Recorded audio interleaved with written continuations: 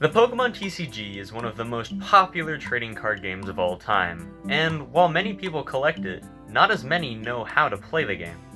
Well, I strive to change that today as I, with the help of my good friend 026 Gonzo, teach you the basics of the Pokemon TCG.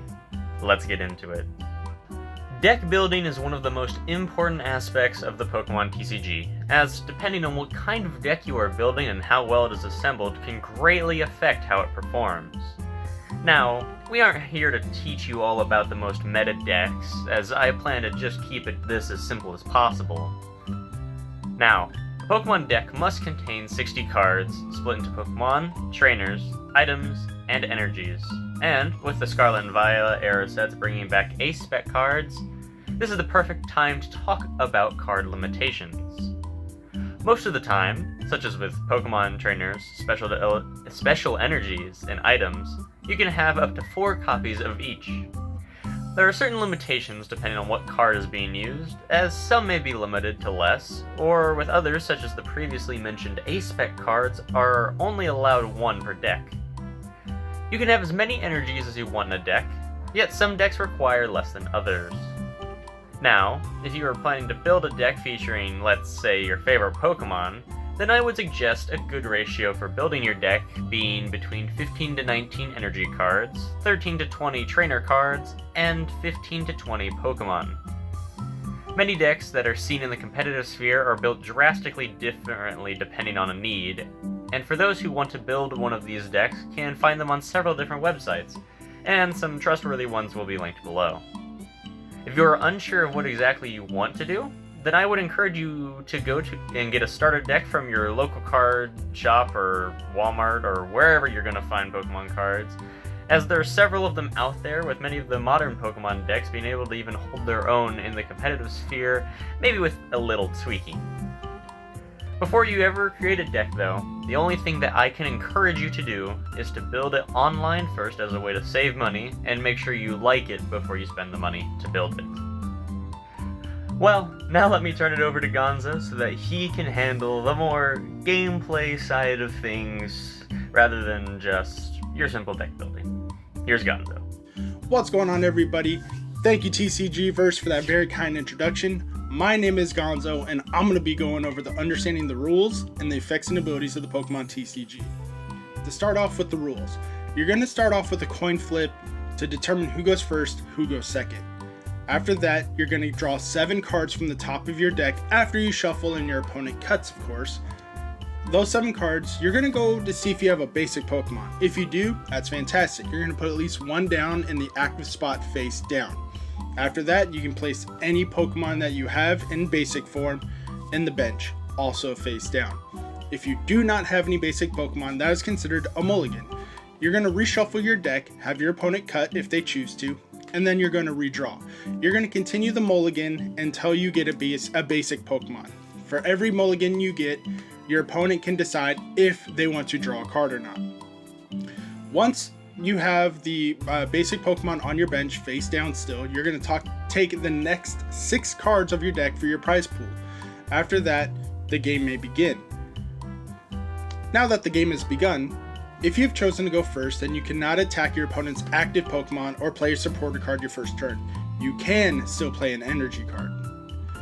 If you attach an energy card for your turn, you can only do 1 per turn unless you have an ability or an item card that says you can do so. Again, abilities to come.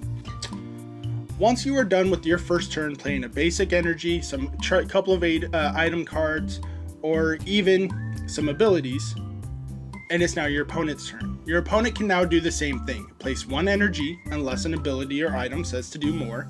They can now attack since it is now their turn, and they can finish off their turn.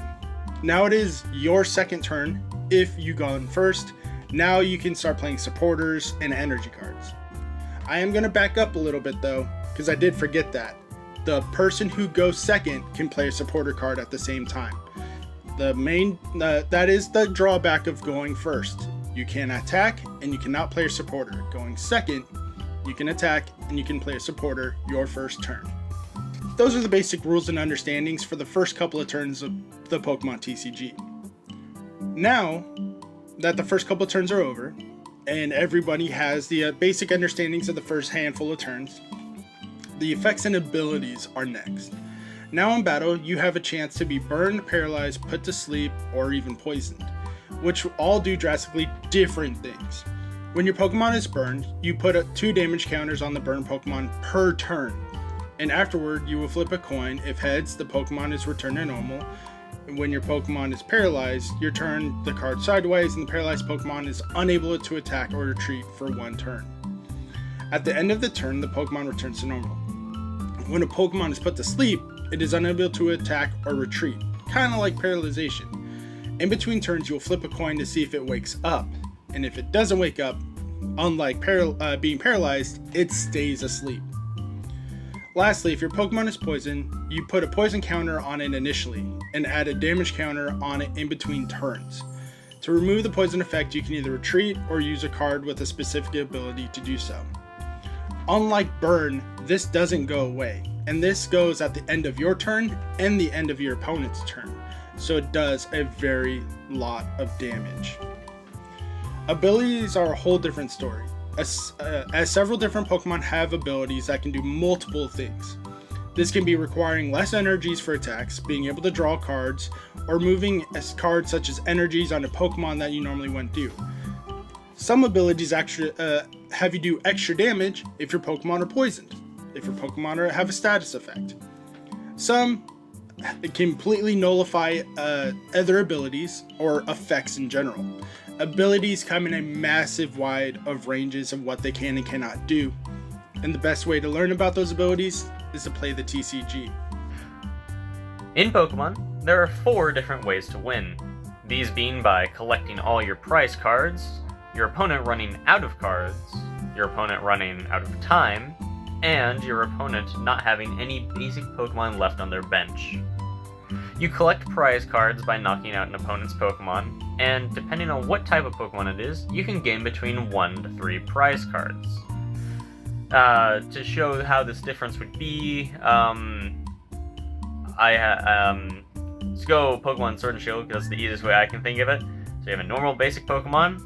If you knock that out, you will get 1 prize card. If you were to knock out a V, you get 2, and if you knock out a V Max, you get 3. Once you collect all 6 prize cards, you win the game. The rest of the options are instant win options, with the only other one that is dependent on what you do is running out of time, because depending on how many prize cards you've collected determines who wins the match. Well, I think that is practically everything that you need to know regarding the basics of the Pokemon TCG, and I hope that you were able to take at least something away from this informational video. I would greatly appreciate it if you checked out 026 Gonzo's channel, if for some reason you haven't already, and I am so glad that he was willing to help give his experience with making sure I wasn't making any mistakes in this video. Thank you again, TCG-Verse, for allowing me to be part of your tutorial video. Again, guys, my name is Gonzo, and I'll talk to you later. Peace. And this is where I will bid you adieu, wishing you the best, and may Arceus be with you. Tim Bugster, out.